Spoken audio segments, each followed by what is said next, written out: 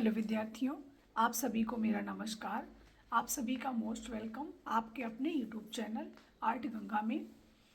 आज इस वीडियो के माध्यम से हम आपको कुछ मैसेज देना चाहते हैं परीक्षा से संबंधित। विद्यार्थियों, आज सबसे बड़ी चुनौती ये है कि परीक्षा को क्रैक कैसे किया जाए, कम सीटों में सिलेक्शन कैसे पाया जाए। इस विषय पर हम आज बात करेंगे आपसे। बहुत से स्टूडेंट परेशान हैं पढ़ाई को लेकर, पढ़ाई कैसे की जाए। सबसे पहला पॉइंट हमारा बनता है कि हमें क्या पढ़ना चाहिए, फिर कैसे पढ़ना चाहिए और फिर प्रैक्टिस। 3 पॉइंट हमारे हैं। तो पहला तो सबसे पहले यही है कि हमें क्या पढ़ना चाहिए। तो विद्यार्थियों, हमें सिलेबस से भटकना नहीं चाहिए। पहली बात, हमारा सिलेबस जो है उसी पर फोकस करके हम पूरे अपने सिलेबस को रिवीजन के माध्यम से कवर करें। दूसरा, कैसे पढ़ें। अगर आप 10 घंटे डेली पढ़ते हैं, 10 घंटे अगर आप रोज अपने आप को देते हैं तो उसमें समय को डिवाइड करें। 10 घंटे में 5 घंटे आप रिवीजन के लिए दें और 5 घंटे आप प्रैक्टिस के लिए दें। कोई ज़रूरी नहीं है कि आप एक निश्चित समय पर रिवीजन करें और एक निश्चित समय पर प्रैक्टिस करें। ये कोई ज़रूरी नहीं है, क्योंकि जब आपका मन कहे रिवीजन करने का तब आप रिवीजन करें और जब आपका मन कहे तब आप प्रैक्टिस करें। ज़्यादातर आपने देखा होगा कि जब हमारा मन किसी चीज़ को कहता है पढ़ने के लिए, तब हम उस चीज़ को ज़्यादा गेन कर पाते हैं। जबरदस्ती का पढ़ा हुआ गेन नहीं होता है। तो जब आपकी इच्छा करे, जिस टॉपिक की इच्छा करे, उस टॉपिक को आप उस समय पढ़ें जरूर।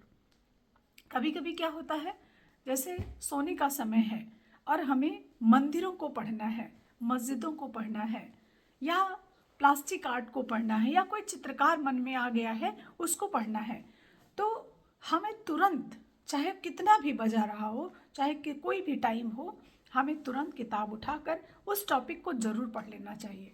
इससे होता क्या है कि इससे आपको वो चीज़ें कंठस्थ हो जाती हैं, लर्न हो जाती हैं। और दूसरी चीज़, प्रैक्टिस पर आते हैं। विद्यार्थियों, सबसे मूल मंत्र जो तैयारी का होता है, जो अच्छी तैयारी का होता है, जो जीत का होता है, वह प्रैक्टिस ही होता है। अगर हम बेहतर तरीके से अच्छे क्वेश्चनों को लेकर प्रैक्टिस करते हैं तो निश्चित रूप से कोई समस्या नहीं आती है। भले ही वो प्रश्न हूबहू आपको ना मिले, लेकिन आपका कहीं ना कहीं माइंड का विस्तार कर रहा है, आपके सोचने और समझने की क्षमता को विकसित कर रहा है। भले ही हमें वो प्रश्न ना मिले, जैसे मान लीजिए प्रश्न आया किराडू के मंदिर कहाँ है, और हमने पूरा किराडू को पढ़ लिया। अब किराडू के मंदिर से कोई भी प्रश्न आएगा, भले हूबहू ना आए, लेकिन इतना तो उसके बारे में हमको जानकारी है ही कि ये यहाँ मंदिर है, इस धर्म से संबंधित है, इस राजा से संबंधित है, कौन कौन से वहाँ पर मंदिर हैं, मंदिर की क्या विशेषता है। इन सबको ध्यान में रखते हुए हम एक बेहतर रिजल्ट अपने आप को दे सकते हैं। अगर हम 2 चीज़ों को लेकर ज़्यादा फोकस करते हैं, हमने जैसा कि किया है, मैंने हर परीक्षा को क्रैक किया है। ड्राइंग से रिलेटेड जितनी भी परीक्षाएं हैं, चाहे छोटी परीक्षा हो या बड़ी परीक्षा हो, सभी को मैंने क्रैक किया और फर्स्ट अटेम्प्ट में क्रैक किया।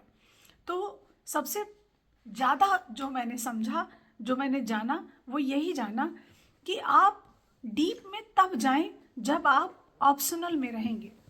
आप ऑप्शनल के थ्रू डीप में जाएं, कोई प्रॉब्लम नहीं होगी, और डीप के थ्रू ऑप्शनल में जाएंगे तब भी कोई समस्या नहीं है। लेकिन पहले क्या करें, पहले आप ऑप्शनल के थ्रू डीप में जाएं, निश्चित रूप से आपको बहुत लाभ होगा।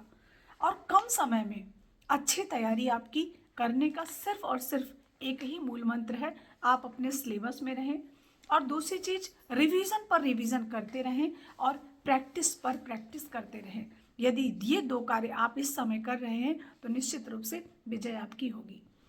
आप प्रैक्टिस के लिए एक अच्छा बेहतरीन विकल्प प्रैक्टिस सेटों को चुन सकते हैं। सभी के प्रैक्टिस सेट के विषय में तो मुझे नहीं पता है, लेकिन अपने प्रैक्टिस सेट के विषय में मुझे इतनी जानकारी है कि मेरे द्वारा जो भी 4 प्रैक्टिस सेट बनाए गए, जिसमें 2 आज मार्केट में अवेलेबल हैं और 2 मार्केट में नहीं आ पाए, काम ना कर पाने की वजह से मार्केट में नहीं आ पाए हैं, लेकिन वो आपको ऑनलाइन क्लासेस में, ऑनलाइन टेस्ट सीरीज़ में मिल जाएंगे।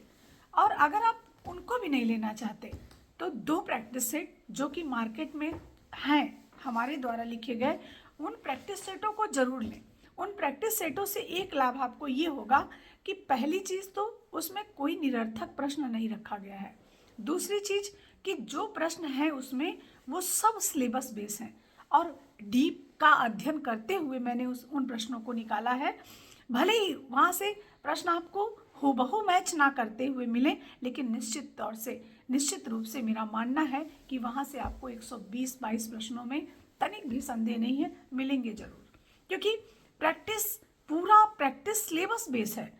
और जितने अभी तक की जो भी परीक्षाएं हुई उनसे मैंने एक प्रैक्टिस तैयार किया है, जो कि चौथा प्रैक्टिस सेट हमारा था और हम विजेता की क्लास में उसको सॉल्व भी करा रहे हैं। और आप उस क्लास को ले सकते हैं और प्रैक्टिस सेटों को ले सकते हैं। अच्छे प्रैक्टिस सेट्स ज़रूर खरीदें, और किसी के भी हो, कोई ज़रूरी नहीं है कि आप हमारे ही प्रैक्टिस सेट लें। प्रैक्टिस सेट का मतलब सिर्फ इतना ही है आपके लिए कि सिलेबस में होना चाहिए। अगर सिलेबस के बाहर प्रैक्टिस सेट है वो अच्छा नहीं माना जाता है।